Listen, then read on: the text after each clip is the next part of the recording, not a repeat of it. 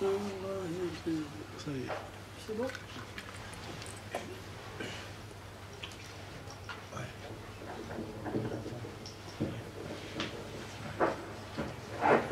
أعوذ بالله من الشيطان الرجيم بسم الله الرحمن الرحيم وصلى الله وسلم وبارك على حبيبنا محمد وعلى آله وأصحابه أجمعين أما بعد فإن أصدق الكلام كلام الله عز وجل وخير الهدي هدي رسول الله صلى الله عليه وسلم وإن شر الأمور محدثاتها وكل محدثة بدعة وكل بدعة ضلالة وكل ضلالة في النار فيا رب أجرنا من النار بعفوك وأدخلنا الجنة برحمتك يا عزيز يا غفار. أيها الإخوة الكرام، بدأنا يوم الجمعة الماضية بالحديث عن أحكام الأضحية، وقلنا أن الأضحية هي ما يذبح من بهيمة الأنعام يوم النحر وثلاثة أيام من أيام التشريق. فهذه هي الأضحية في دين الإسلام، واختلف العلماء في حكمها. فمن العلماء من قال هي واجبة على المستطيع الذي له القدرة المالية يجب عليه أن يضحي، وإذا لم يفعل فقد ارتكب حراما وارتكب إثما يحاسبه الله عليه يوم القيامة. أيضا من العلماء من قال هي سنة مؤكدة، هي السنة ولكنها مؤكدة يعني قريبة من الواجب، وهي سنة مؤكدة أو واجبة على المستطيع. فلذلك كثير من المسلمين يظن أن الأضحية تجب عليه إذا كان متزوجا أو كان له أولاد أو كان كبيرا في السن. لا، بل هي تجب على اليتيم الذي له مال. إذا كان اليتيم له مال فهي سنة مؤكدة في حقه أو واجبة في حقه، فموكيله المسؤول عن هذا اليتيم يأخذ من مال اليتيم ويضحي ويشتري الأضحية ويذبحها بوكالة أو في مكان هذا اليتيم الصغير الذي مات أبوه. Inch'Allah, mes frères, le vendredi dernier, on a commencé de parler sur les règles de sacrifice. Et on a dit que les savants, quand ils ont dit qu'est-ce que ça veut dire le sacrifice, c'est la bête qu'on doit égorger le jour de l'Eid et 3 jours après l'Eid. C'est ça le sacrifice. Et qu'est-ce qu'on doit égorger? On doit égorger les bestiaux. Ça veut dire soit chameau, soit une chamelle, soit une vache, soit un veau, soit un mouton, soit une brebis, soit une chèvre, soit un chevreau. C'est ça les bêtes qu'il faut égorger le jour de l'Eid.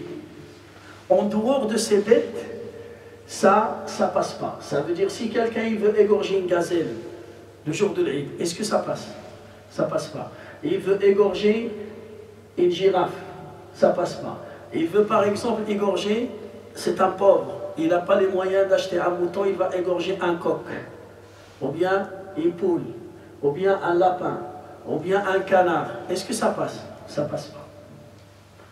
Les 8 bêtes, c'est ça, chameau, chamelle, vache, veau, en bœuf, c'est pareil, mouton, brebis, chèvre, chevreau. En dehors de ça, ça passe pas. Ces choses-là, le statut de sacrifice de Eid al-Adha ou de l'Udhiyya, est-ce que c'est une obligation ou bien c'est un acte recommandé?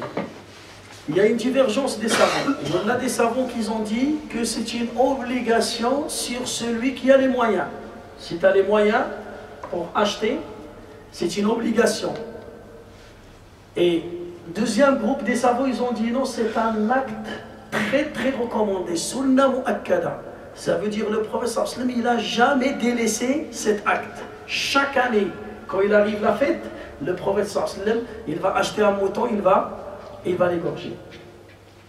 C'est pour cela, beaucoup de musulmans, malheureusement, ils ont une mauvaise idée, des mauvaises informations. Ils croient que la bête qu'il doit acheter, pour sacrifier, il croissait quand il est marié, ou bien quand il a des enfants, ou bien pour les papas.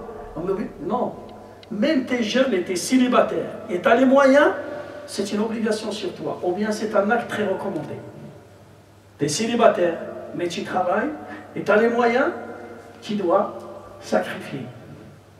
Ça veut dire qu'il n'y a pas un âge, il n'y a pas, le professeur, les savants, ils ont dit, la seule condition, c'est la capacité. Tu as la capacité et tu as les moyens pour acheter. Le moment où tu as les moyens pour acheter, tu dois le faire. C'est bon. Mais Sunna, c'est de sacrifier ou juste d'acheter la bête? Parce qu'il y a des gens, ils sacrifient, ils disent au bled ou... Non, on va y arriver. La Sunna, c'est quoi? La meilleure chose, c'est d'égorger. Toi-même, si tu sais. Si tu ne sais pas, tu fais une procuration à quelqu'un qui sait sacrifier. Si par exemple en France, tu as un endroit où égorger, tu le fais, c'est la meilleure chose. Si tu n'as pas, il y a des boucheries dignes de confiance. Si tu n'as pas confiance à ces gens-là, tu n'as pas confiance, tu peux envoyer l'argent au bled et ils vont acheter une bête à ton nom et ils vont sacrifier à ton nom. Ça passe à 100%. Pourquoi? Parce que c'est toi qui as payé et la personne, quand il va égorger, il va faire l'intention au nom de telle personne et de sa famille, ou bien au nom de telle personne. Ça veut dire la récompense de ce sacrifice, c'est toi qui va la prendre. Et c'est autorisé. Parce que même en pèlerinage, maintenant les pèlerins, il y a combien de pèlerins ils payent le hadi? Le hadi, ça veut dire qu'il doit égorger une bête. Mais il va prendre un numéro et il va faire procuration. Et c'est les gens à l'abattoir, l'autorité saoudienne, c'est eux qui s'occupent de ça. Et on a des gens, ils ne voient même pas le mouton, ou bien la vache, ou bien le chameau qu'il a égorgé. Et c'est autorisé, pourquoi? Parce qu'il a fait une procuration à un musulman digne de confiance. La meilleure chose, c'est de voir et d'égorger en même temps. Mais si tu ne peux pas, c'est interdit. Tu as peur, c'est interdit. Voilà, tu n'as pas un endroit où égorger. Il y a des abattoirs mobiles, il y a la boucherie. Tu ne peux pas, tu ne fais pas confiance. Tu as de la famille dans ton pays d'origine qui est musulman, sûr et certain, ils vont l'égorger à ta place. Ça passe, c'est autorisé.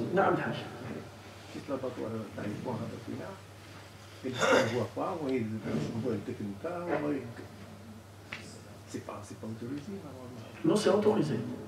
C'est autorisé. Dès que l'abattoir...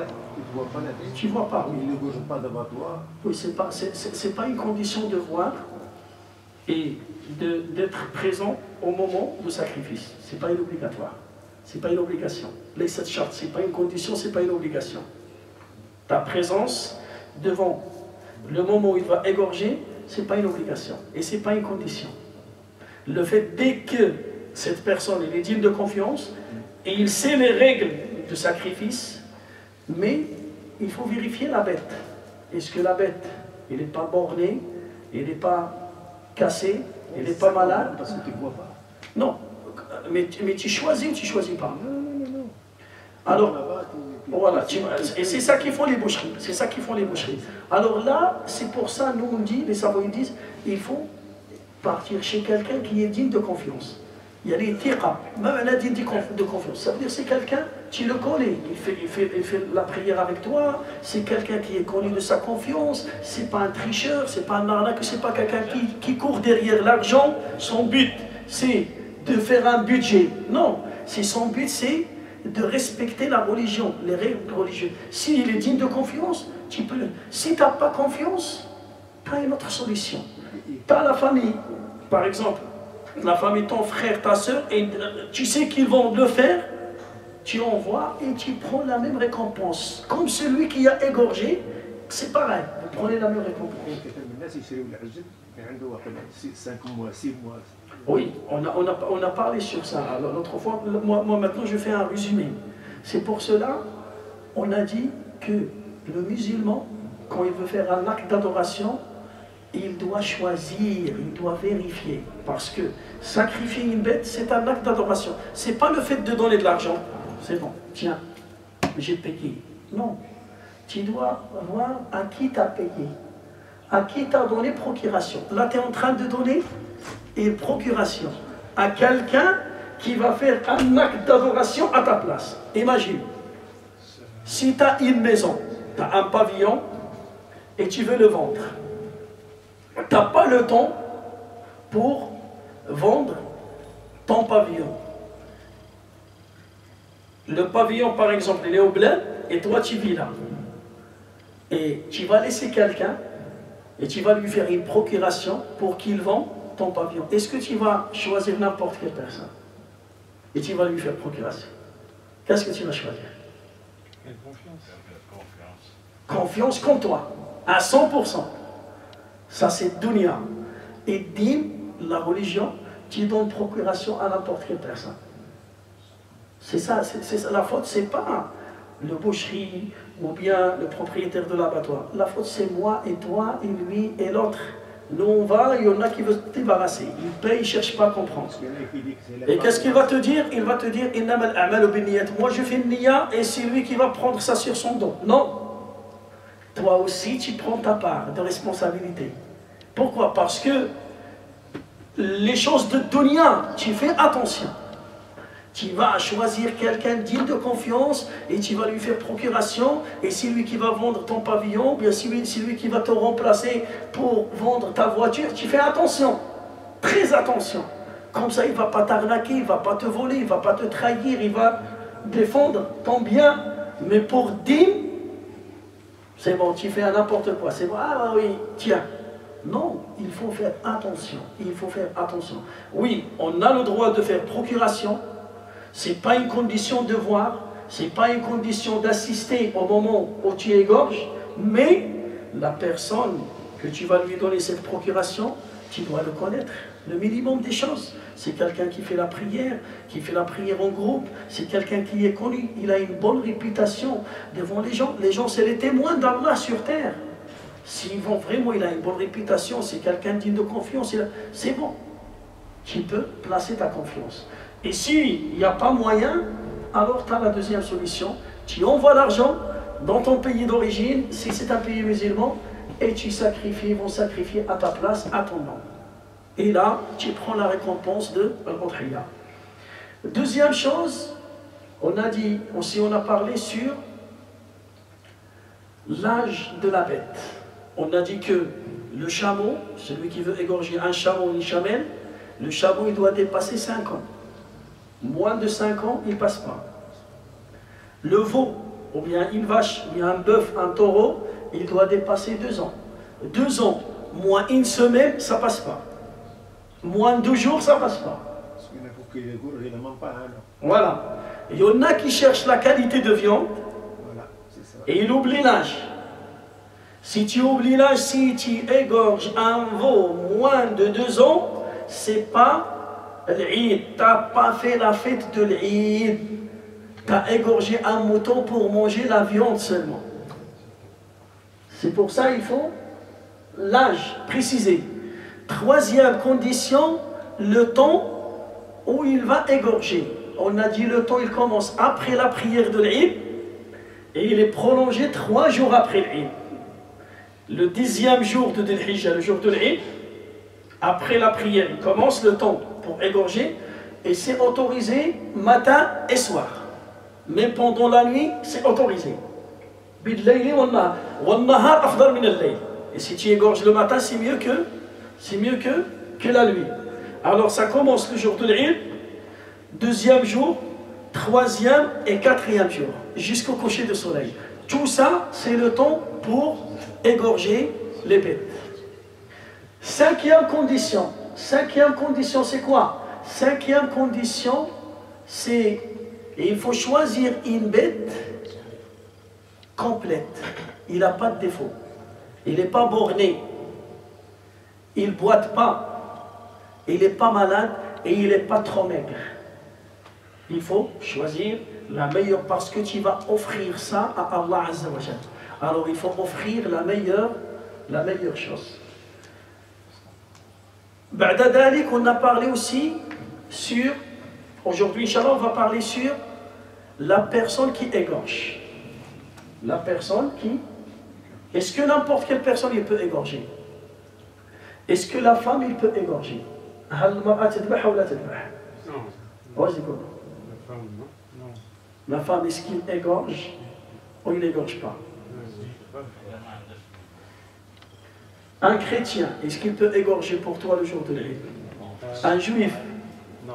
un non-musulman, non chrétien, non juif, mécréant. Hein? Un enfant de 10 ans, s'il s'est égorgé, est-ce qu'il peut égorger? Il n'est pas pubère. Non. Qu'est-ce que vous pensez? Vous connaissez rien de ça? Il ne peut pas. Hein? Il faut qu'il soit pubère. والو ايوا السمع والسمع يلا نسمعوا ان شاء الله ها فوالا غادي نسمعوا on va bien expliquer comme ça c'est fixé écoutez يقول العلماء il y a un chapitre dans الفقه في الفقه سميتو باب الذكاة un chapitre qui parle sur comment égorger et quelles sont les bêtes qu'il faut égorger يقول écoutez. Il y a deux catégories d'animaux. Trois catégories d'animaux. Il y en a un animal qui vit dans la terre, sur terre. Il y en a qui vit dans la mer et les rivières. Il y en a qui vit la moitié dans l'eau et la moitié sur terre. Il y a trois ou pas? C'est ça. Il y a les oiseaux, les bêtes qui marchent sur terre, ça. On dit hayawan berri, hayawan berri. Les poissons, ainsi de suite, hayawan ma'i, il vit dans l'eau. Il y en a qui, par exemple, la tortue, il vit où? Les deux. Le crocodile, il vit où? Deux. Avec le, comment s'appelle, le bétriq, le... le bétriq. Non, qui vit vraiment en pays scandinave. Le pingouin. Voilà, le pingouin ainsi que le chien de la mer, comment il s'appelle? Fokma, comment il s'appelle? Le phoque. Le phoque. Il vit moitié sur la mer et la baleine aussi. Des fois il sort et des fois. Tout ça, ça veut dire la moitié sur terre et la moitié. Et ça veut dire qu'il y a trois catégories. Ceux qui vivent dans la mer, le poisson, toute catégorie de poissons, toute la nourriture, les animaux qui sortent de la mer. Est-ce que c'est halal ou c'est pas halal? كل شيء الله تعالى يقول أحل لكم صيد البحر وطعامه. Allah, il nous a autorisé de pêcher les animaux, les poissons qui vivent dans la mer et toute nourriture qui se trouve sous la mer, c'est autorisé. C'est halal. Sauf, il y a une divergence entre les savants. Si par exemple, un poisson, il meurt à l'intérieur de la mer, il meurt, quand il meurt, il va monter sur le sol. Hein? Et les vagues, ils vont le jeter sur le sable. Celui-là, est-ce qu'il est halal de le manger ou pas? Parce que regardez, quand tu pêches un poisson, il sort, il bouge encore, et après il meurt. Ça veut dire qu'il était vivant. Quand tu l'as pêché, il était vivant. Là, on ne parle pas de ça, on parle d'un poisson qui est mort. Il va monter sur le sol et les vagues, ils vont le jeter sur le sable. Soit un requin, soit un crocodile, soit un dauphin, n'importe quel poisson. Une baleine. Alors, est-ce qu'on le mange? On ne le mange pas. On ne mangeait pas. Hein? C'est considéré comme la bête morte. Là, alors c'est pour cela, les savants, il y a deux paroles de savants. Un groupe des savants, ils ont dit, on le mange. Parce que Allah Ta'ala, il nous a dit, tout ce qui sort de la mer, c'est autorisé. Soit tu l'as pêché, soit il est sorti comme ça. Toute nourriture qui sort de la mer, c'est halal. D'autres savants, l'imam Abu Hanifa, il a dit non. Celle-là, ce poisson, il est considéré comme la bête morte. Comme un animal qui est mort. Avant de le manger, il faut vérifier. Parce qu'il peut être impur. يقد يخماش. يقد يخماش. Il peut vraiment causer des maladies pour ceux qui le consomment. Yikhmash, pourquoi? Parce qu'il a perdu sa vie à l'intérieur de la mer. Voilà. Alors là, la parole qui était choisie par les savants, ils ont dit, c'est halal de le manger à une condition, si par exemple le vétérinaire il autorise ça. Ça veut dire, il n'y a pas de danger pour ta santé. Il n'y a pas de danger pour la santé humaine. Ils ont dit, c'est autorisé. Ils ont ramené la preuve. Allah, il a dit, tout qui sort de la mer, c'est autorisé. Le prophète sallallahu alayhi wa sallam dit, Al-Bahru, Al-Tahuru ma'uhu, Al-Hillu, Maytatuhu. Le poisson qui meurt à l'intérieur de la mer, c'est autorisé de le consommer. Sauf si tu vois que vraiment il est devenu impur. Si il dégage une mauvaise odeur qui peut causer des maladies, là, tu ne le consommes pas. Non.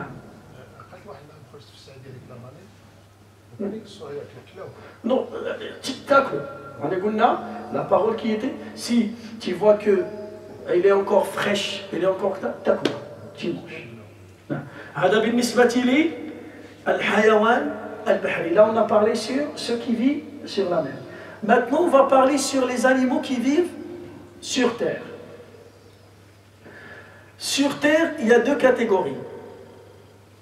هنالك حيوان نقدر عليه وهنالك حيوانات لا تقدر عليها.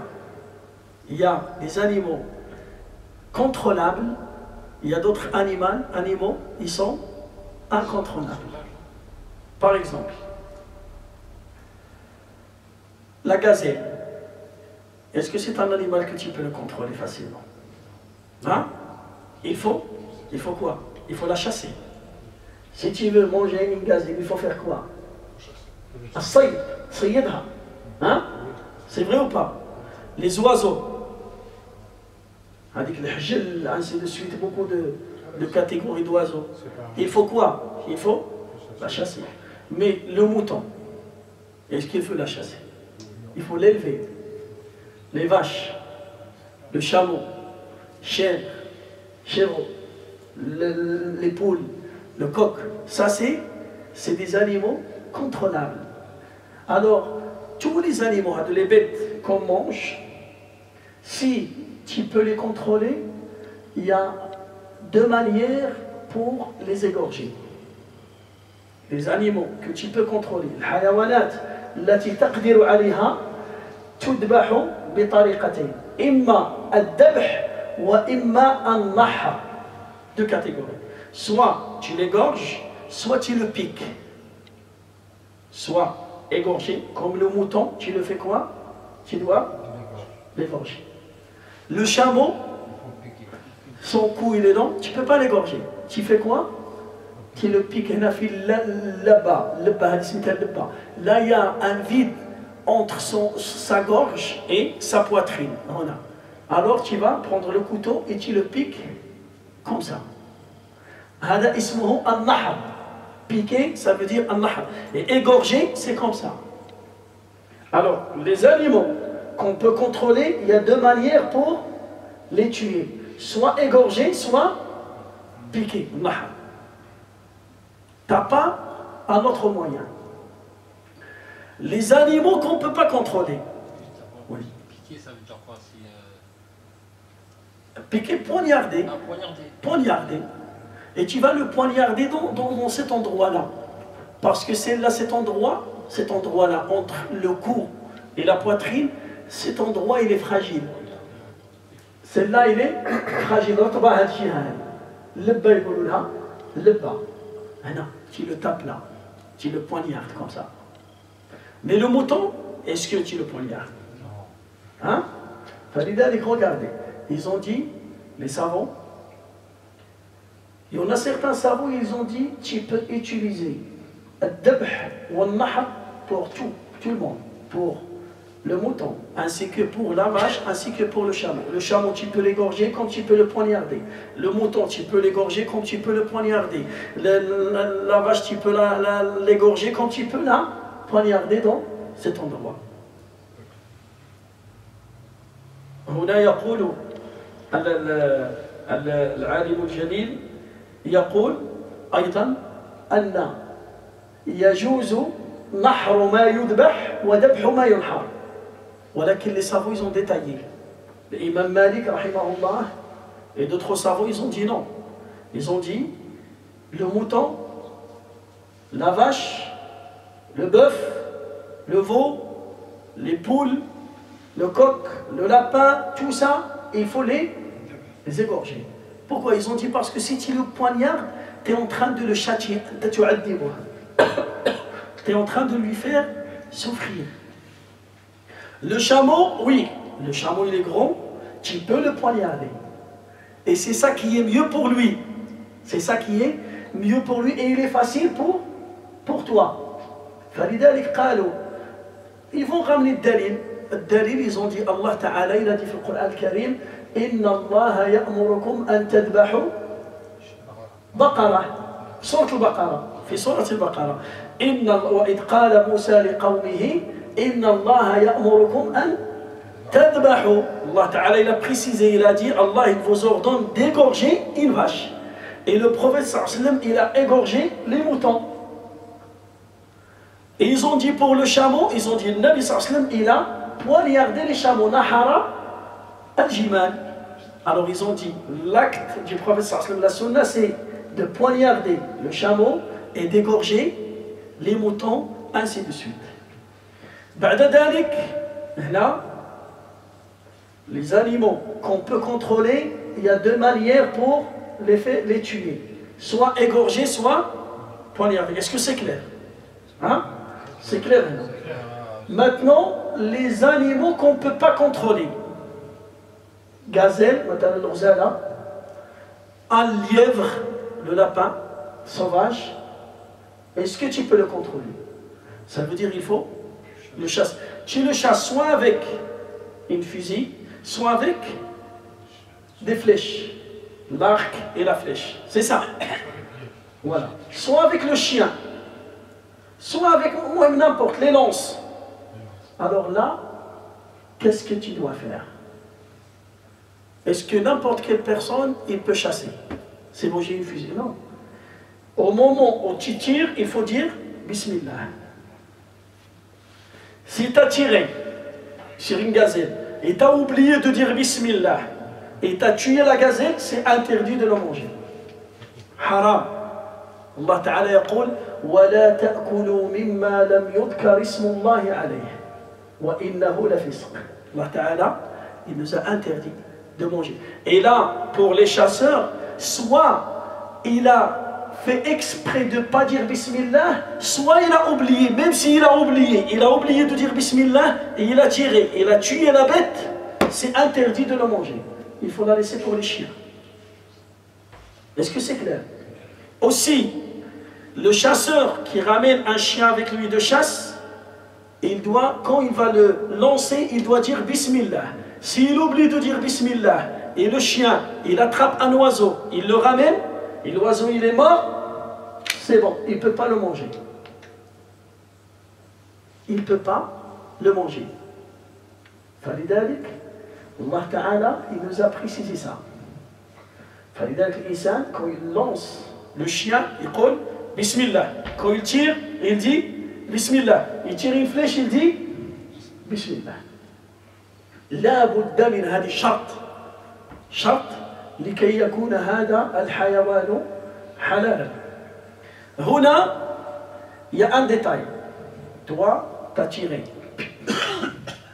Tu as blessé une gazelle. Et quand tu arrives, elle est encore vivante. دائما حية. Qu'est-ce que tu dois faire? Tu dois l'égorger. Parce que si elle est morte, c'est bon. C'est halal. Tu as dit Bismillah, tu manges. C'est halal en tayyiba. Mais si elle est encore vivante, toujours, il bouge, il respire. Qu'est-ce que tu dois faire? Bismillah, et tu dois l'égorger. Est-ce que c'est clair? Si tu ne l'égorges pas et tu la laisses mourir comme ça, c'est haram. Tu ne manges pas. Est-ce que c'est clair ça? Maintenant, on va retourner à notre sujet. Maintenant, on a parlé sur les animaux contrôlables, sur les animaux incontrôlable. Ce qu'on contrôle, soit on l'égorge, soit on poignarde. Pour le chameau, il faut le poignarder. Les vaches, le veau et les moutons, les poules, il faut l'égorger. Est-ce que c'est clair là? Il n'y a pas de question là sur ça. Là, non,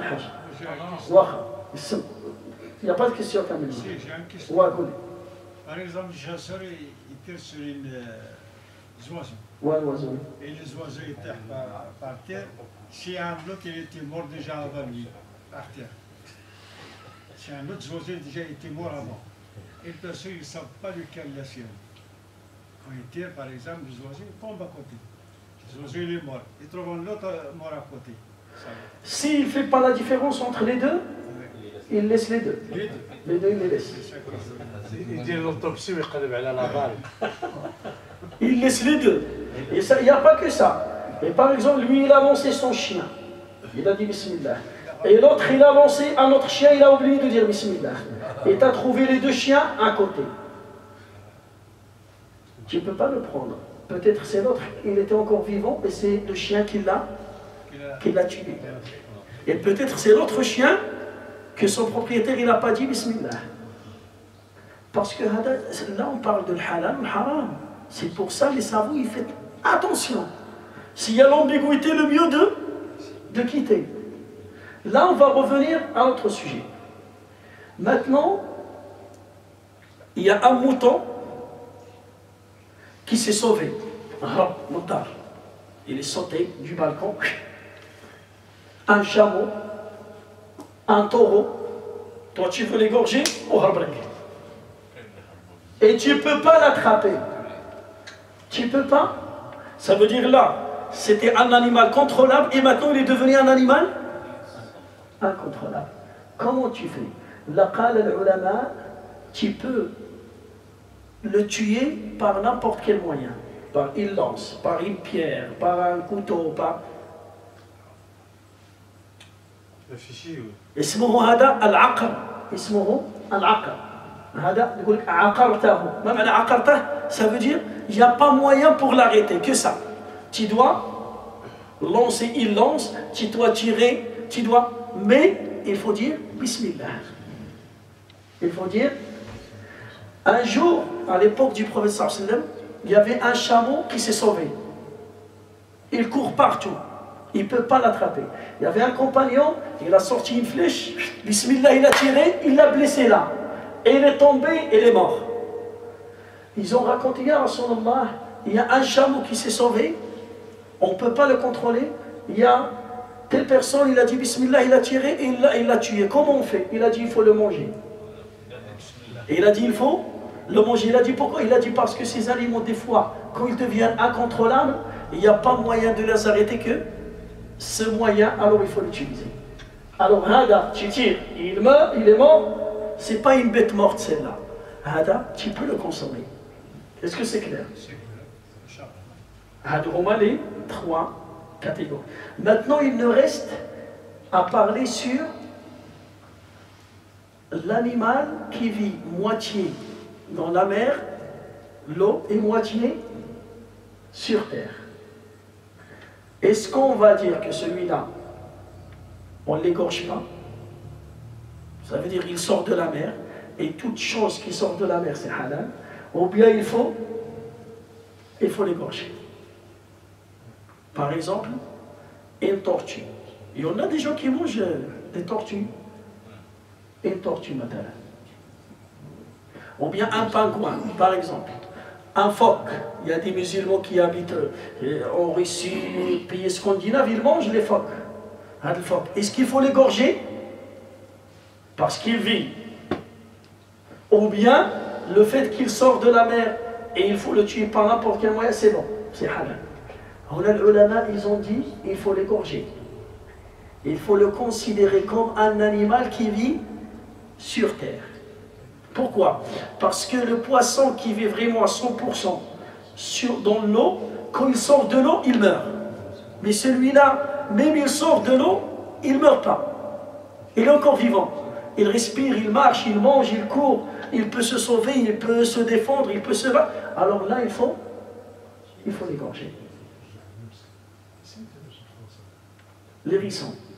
Non, les leçons, c'est الهريسون لا النمس النمس هذاك oui c'est celui qui tue le cobra, celui qui tue le cobra, comment il s'appelle, on a oublié son nom, je le connaissais, mais c'est l'animal, c'est lui. Qu'on lâche dans le trou. Oui, c'est lui l'ennemi, le premier ennemi de serpent. C'est lui qui bat les serpents. Serpentaire, on dit. On dit c'est pas... Non, il a un nom, il a un nom. Ah oui. هذاك النمس. Qu'est-ce qu'il Il a tapé. ça veut dire c'est un chasseur. Avec il l'utilise comme chasseur. C'est comme le chien. Mais il faut dire Bismillah. Avec il chasse des lapins, il sort les lapins de leur trou, il sort, tu dis Bismillah. Là, on a parlé sur trois choses. Alors on a dit, les animaux qui vivent moitié dans la mer et moitié sur terre, il faut l'égorger. Maintenant, on va parler sur les conditions de quelqu'un qui égorge. العلماء قالوا أول شرط لا بد أن يكون عاقلا. Un fou, est-ce qu'il peut égorger? Même s'il sait égorger, il a la force d'égorger, son sacrifice il passe pas. Parce qu'il ne sait pas, il ne fait pas l'intention. Il ne peut pas faire l'intention. Il est fou, il a perdu sa raison. Ça veut dire la première condition, c'est la raison. Awwal, c'est la raison. Quelqu'un qui est borné, al-Hujjaj, quelqu'un qui est borné, skran, il est ivre, skran, est-ce qu'il peut égorger? Il ne passe pas. Quelqu'un qui est ivre, il a perdu sa raison. هو في حكم المجنون. في حكم المجنون. لا بد أن يكون عاقل. Là on parle d'un enfant. Un enfant, est-ce qu'il peut égorger ou pas? طفل صغير. إذا كان مميزا, si vraiment il a la raison, un enfant de 7 ans, de 8 ans, de 10 ans, ça veut dire qu'il fait la différence entre les choses, et il sait égorger, et il a la force d'égorger, il peut égorger, c'est autorisé, même s'il n'a pas atteint l'âge de puberté, parce que la puberté, ce n'est pas une condition. البلوغ ليس شرط من شروط الذبح. الشرط الأول القدرة. La première condition, la capacité, il a la force d'égorger ou bien de poignarder. Ça, c'est la première. La deuxième, c'est la raison. La troisième, أن يكون مسلما أو كتابيا. أن يكون مسلما, soit il est musulman, ou chrétien, ou juif. أن يكون مسلما, ou bien parmi les gens de livre, chrétien ou juif. Il peut égorger. Ça veut dire, moi je suis musulman, et j'ai le mouton dans ma maison, et je ne sais pas égorger, j'ai un juif, mon voisin, je l'appelle pour qu'il égorge à ma place, c'est autorisé. Il faut qu'il dise Bismillah. C'est autorisé. Soit il dit Bismillah, un chrétien. Par exemple, un chrétien, il ne va pas dire Bismillah. Il dit au nom de Jésus. C'est autorisé. C'est un chrétien. Allah Ta'ala yaqul, Uhilla lakum wa ta'amu alladhina utul kitaba hillul lakum. La nourriture des gens du livre, c'est licite pour vous. Mais il doit être pratiquant. Ça veut dire un juif pratiquant. Un chrétien, même si nous, on sait que ce qu'on dit au nom de Jésus, Jésus c'est un prophète et lui il croit que c'est un Dieu, c'est des gens des livres, son sacrifice il passe. Soit musulman, soit juif, soit chrétien. Écoutez. Quatrième condition, on a parlé sur la première, on a dit, il a la force, la capacité, la raison, on a dit, soit musulman, soit parmi les gens des livres. Et quatrième condition, on a dit... Une femme. Non, on va parler, on n'a pas dit. Là, la femme c'est autorisé. Est-ce que vous voyez dans les conditions femme ou homme? Une femme, il peut égorger. Pourquoi? روى الإمام البخاري, regardez, je vais vous donner le dalil. روى الإمام البخاري عن جابر بن عبد الله, un compagnon qui s'appelle Jabir, قال كانت عندنا جارية ترعى الغنم. فسقطت شاة من أعلى الجبل فأدركتها وهي تموت فأخذت حجرا فأحدته ثم ذبحت الشاة فأخبرت النبي صلى الله عليه وسلم فقلت يا رسول الله إن الجارية أدركت الشاة سقطت من أعلى الجبل وهي حية فذبحتها بحجر قال كلوا فهي حلال قال كلوا فهي حلال. L'histoire, une femme, il était berger de moutons. Il y a un mouton, il est tombé d'une montagne. Et elle, il a attrapé le mouton en train de mourir, il était encore vivant. Il a pris une pierre bien aiguisée et il l'a égorgé. Ils ont raconté ça au prophète, il a dit mangez-le, c'est halal. Et il n'a pas dit que la femme, non c'est une femme, non, la femme il peut égorger. Et écoutez en plus de ça, même s'il a ses menstrues, la femme, il a ses menstrues, il peut égorger. Pourquoi? Parce que le prophète il n'a pas détaillé. Il n'a pas dit attendez, demandez à cette femme, est-ce qu'il était en état de menstru ou bien il était propre? Est-ce qu'il a demandé ça? Dès que le prophète, il n'a pas détaillé, ça veut dire, dans n'importe quelle situation de la femme, il peut égorger. Est-ce que c'est clair? Ça veut dire, une femme, il a accouché. Et après l'accouchement de 10 jours, il y a l'Eid. Et il a encore le sang qui sort, le sang qui vient après l'accouchement. Ça peut durer 40 jours. Il peut égorger. S'il s'est égorgé, il peut égorger. Il doit avoir la force pour égorger, la raison, et il sait la manière d'égorger, il égorge. Est-ce que c'est clair? فلذلك قلنا الشرط الأول هو الأهلية. الأهلية يعني la capacité. Il a la force d'égorger. الشرط الثاني العقل, la raison. الشرط الثالث, qu'est-ce qu'on a dit? La troisième condition. قلنا العقل وقلنا القدرة, la force, et aussi musulman ou chrétien ou juif. الشرط الرابع أن يقول بسم الله, أن يذكر اسم الله, il doit dire Bismillah. La femme, mais pour les gens du livre, il dit, soit il dit Bismillah, soit il dit au nom de Jésus, au nom, c'est sa religion. C'est autorisé. Maintenant, on va parler sur la manière d'égorger. On a parlé sur les catégories des animaux. On a dit qu'il y a des animaux qu'on peut contrôler, comme les moutons, les vaches, les chameaux, poules, le lapin, tout ça on peut. Les animaux qu'on peut contrôler, il y a deux manières pour les tuer, soit égorger, soit poignarder. Le chameau, il faut le poignarder. Les moutons, les vaches, les canards, les oiseaux, il faut égorger.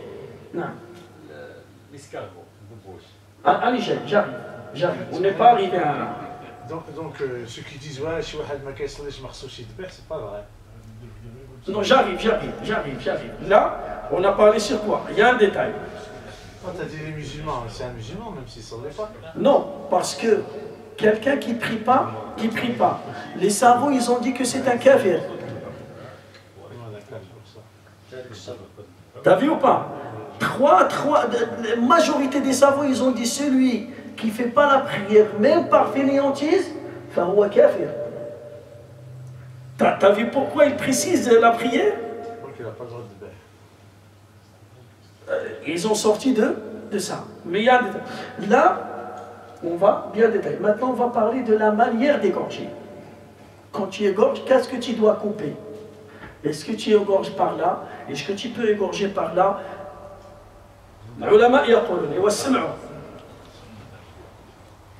Écoutez, on a dit il faut dire Bismillah. Mais par exemple, un homme ou une femme, il est mouillé, bekosh, il ne parle pas. Est-ce qu'il peut dire Bismillah? Bekosh. Il ne dit pas Bismillah. Tu sais qu'est-ce qu'ils ont dit les savants? Ils ont dit il doit faire le signe comme ça, vers le ciel. Il le dit à sa face. Ouais, parce qu'il parle avec les signes.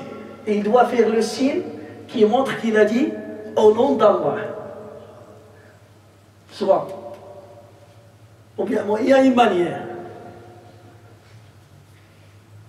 Par exemple, voilà. Au nom d'Allah, par exemple, il doit faire le signe. Il y a des coches, il ne dit pas Bismillah, mais il fait le signe.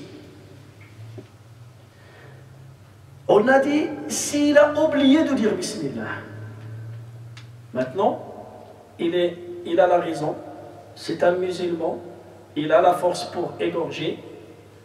Là, la quatrième condition, s'il a oublié de dire Bismillah. Bismillah, ça doit être entendu, il doit être prononcé ou... Oui, Bismillah. On va l'entendre. Oui, tu dis Bismillah. Allahu Akbar. S'il a oublié de dire Bismillah, il a égorgé, quand il a fini, il a oublié de dire Bismillah. Il peut le dire après. Il peut le dire après, non? Regardez, سنقرأ ماذا يقول قال وإن كان أخرس أشار إلى السماء فإن ترك التسمية على الذبيحة عامدا لم تحل. Si il a fait exprès de ne pas dire Bismillah, il a égorgé, cette bête, ça devient une bête morte. Tu ne peux pas la manger. Il a تعمد بالعالي, il ne veut pas dire Bismillah. Jifa. Il ne peut pas la manger, tu ne peux pas manger ça, haram. Écoute. وإن تركها ساهيا حلت. وإن تركها, s'il a oublié, قال لك c'est autorisé. لماذا؟ قال لك لأن الله تعالى يقول في القرآن ربنا لا تؤاخذنا إن نسينا أو أخطأ. فقال الله قد فعل. وقال النبي صلى الله عليه وسلم رفع عن أمتي الخطأ والنسيان. Allah Ta'ala, il a levé la plume sur quelqu'un qui a oublié. Par exemple, tu as oublié de prier l'Isha. Tu étais fatigué, tu as prié le Maghreb et tu as dormi, et le lendemain tu t'es levé à l'heure de Fajr, tu as fait le Fajr, tu as fait le Dor, mais tu as oublié que tu n'as pas fait l'Isha. Après 2 jours, tu te rappelles que tu n'as pas fait l'Isha. Qu'est-ce que tu fais? Tu le fais et tu n'as pas commis un péché. Tu n'as pas délaissé l'Isha exprès. Tu n'as pas délaissé l'Isha, tu l'as fait par oubli. Ils ont dit, tu n'as pas l'ithn, tu n'as pas commis un péché. Même si, regarde, tu as délaissé l'Isha pendant 2 jours. Tu l'as retardé pendant 2 jours. Mais tu n'as pas fait ça exprès, c'est par oubli. Là, tu Allah Ta'ala, il ne va pas te juger sur ça. Alors ils ont dit, s'il a oublié de dire Bismillah, c'est autorisé. Et du coup, il oublie pendant la chasse. Quelqu'un qui chasse et qui oublie aussi à ce moment-là. J'arrive, là, il va parler de ça.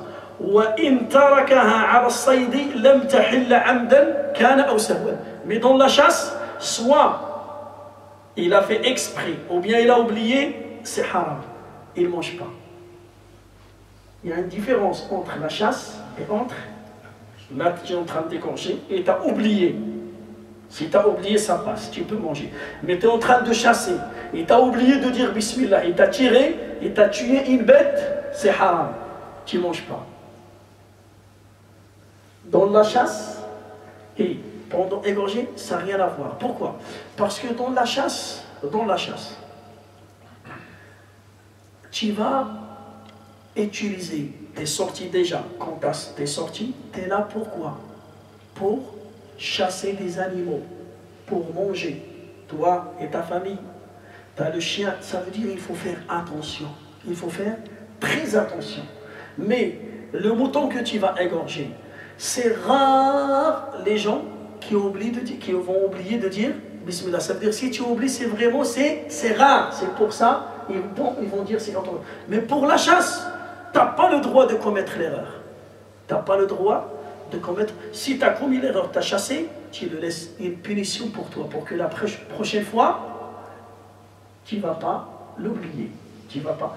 D'autres savants, ils ont dit, même si tu as oublié, quand tu égorges, c'est haram. ومنهم مذهب الإمام مالك.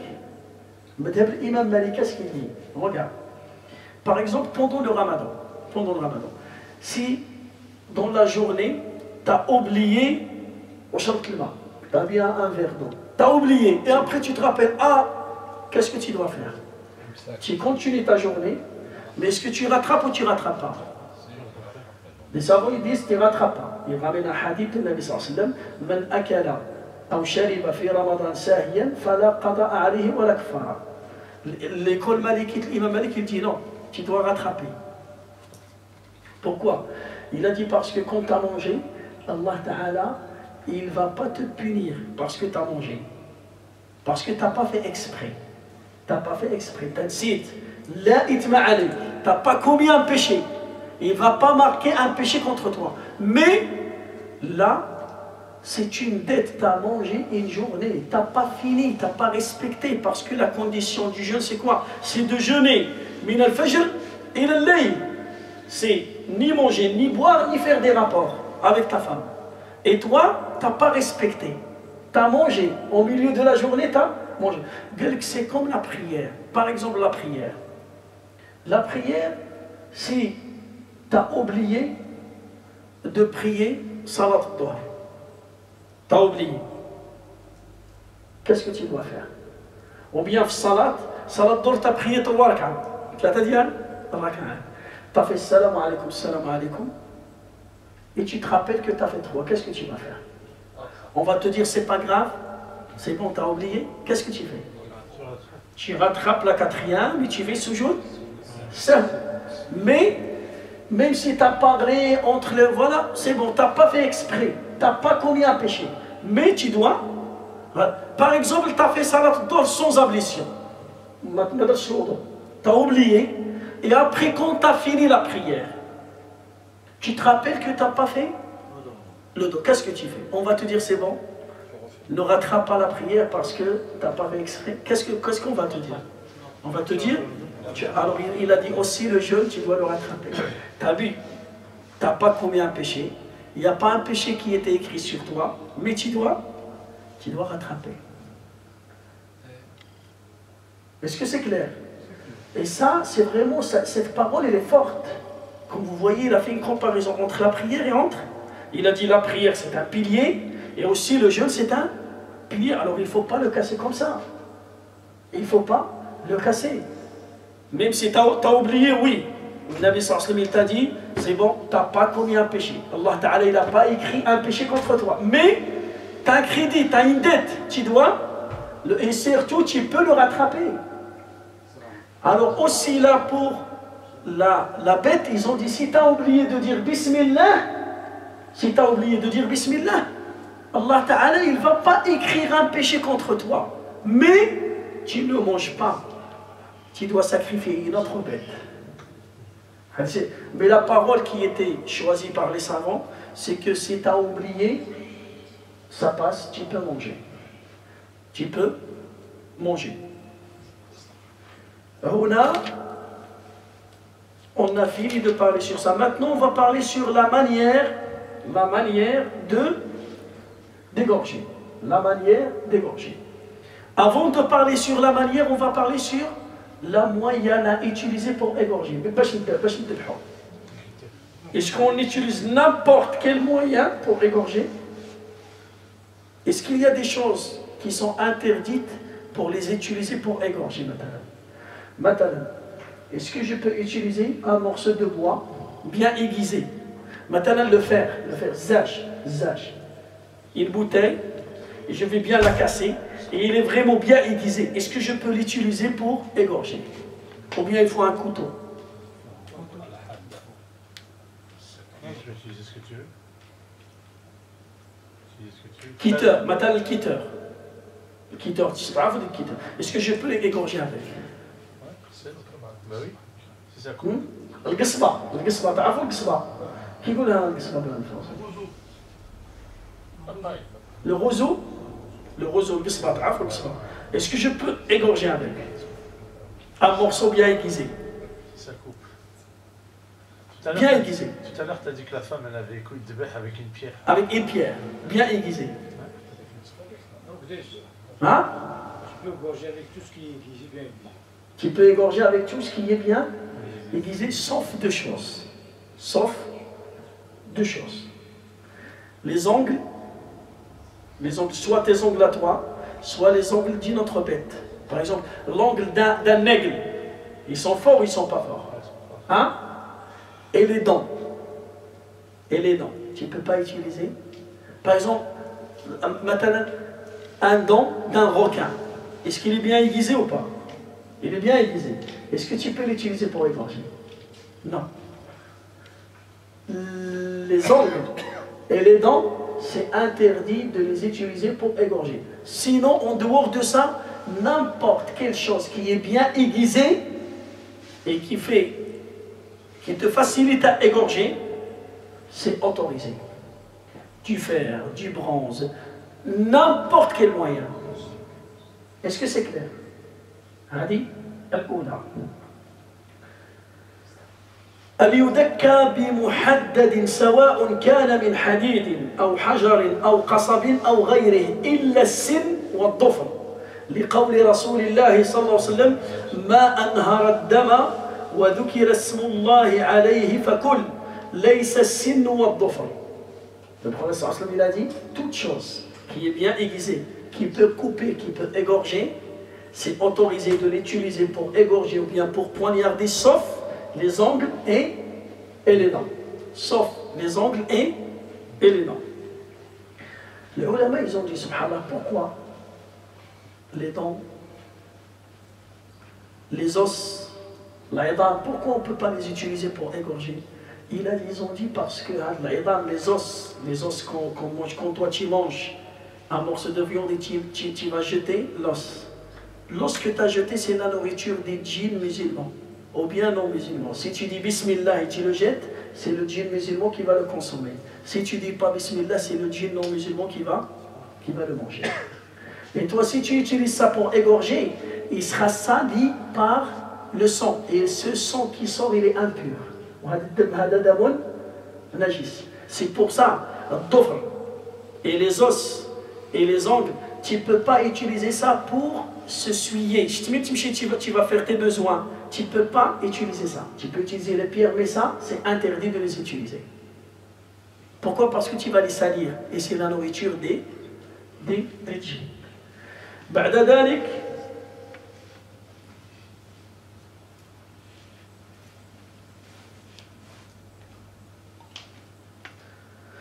ويعتبر في الصيد. Là, c'est pour égorger. أيضا قال هنا, maintenant on va parler sur la manière. Maintenant on a parlé sur la moyen. Maintenant on va parler sur, on a parlé sur les animaux. تكلمنا عن الحيوان. تكلمنا على les conditions de quelqu'un qui égorge. Il a la raison, il a la force d'égorger, soit musulman, soit juif, soit chrétien, homme et femme, c'est pareil. Un enfant qui a la force, qui a la raison, il peut égorger. On a parlé sur la moyenne à utiliser. Maintenant, on va parler sur la manière. Comment tu fais? ويشترط في الذبح والنحر خاصة شرطان. Il y a deux conditions à respecter quand tu veux égorger ou tu veux poignarder une bête. Écoutez.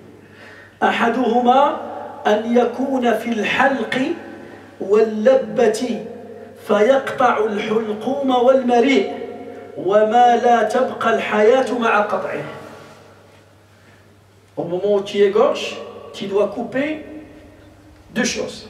Tu dois couper la gorge et tu dois couper le mari. Le mari, attendez, j'ai ramené son nom en français, je vais vous le dire. Et vous allez comprendre. Tout à l'heure, j'ai fait... La carotide. Non, non. La trache. Tranchée. La tranchée.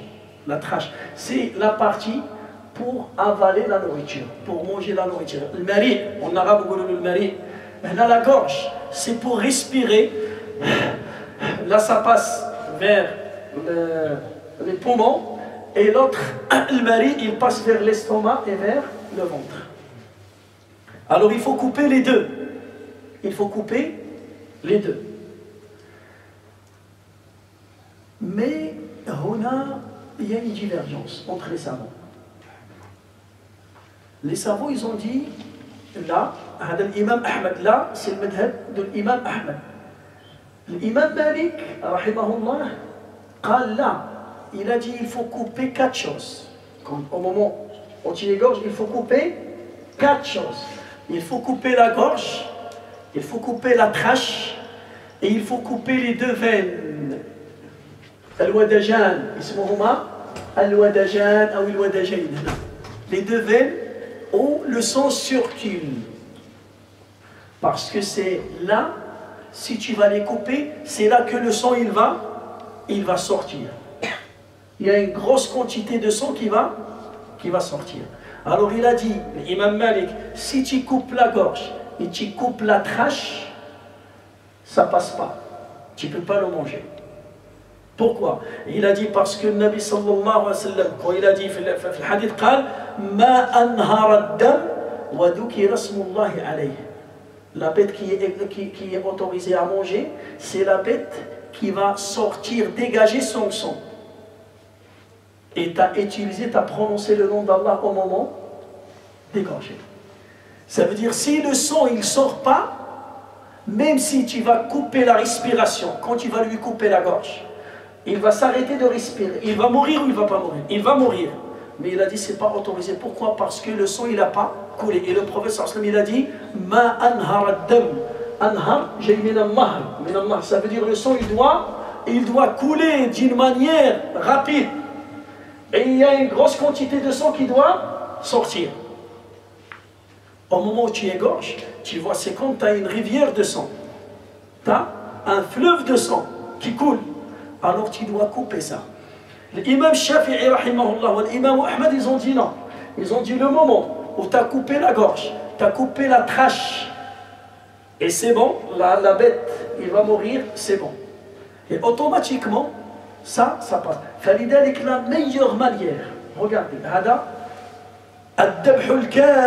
la meilleure manière d'égorger, c'est de couper 4 choses. De couper les 2 veines, et de couper la gorge, et de couper la trâche. المالي هذه هي أفضل طريقة في الذبح. بسم الله الله أكبر et tu coupes le veine droite, la veine droite, la veine gauche, la gorge et la trâche.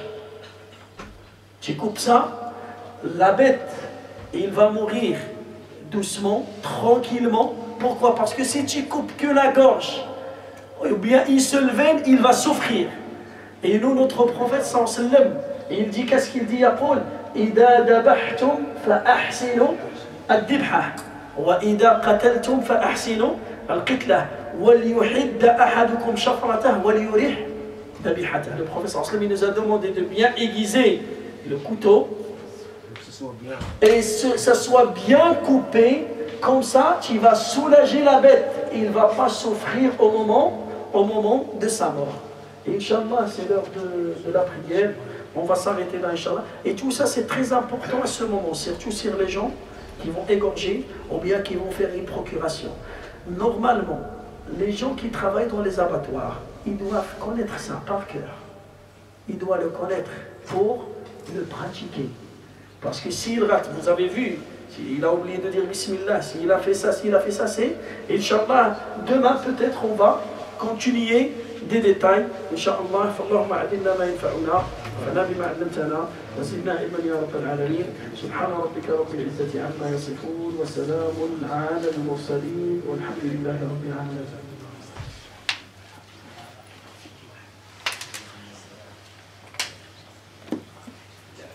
C'est bon?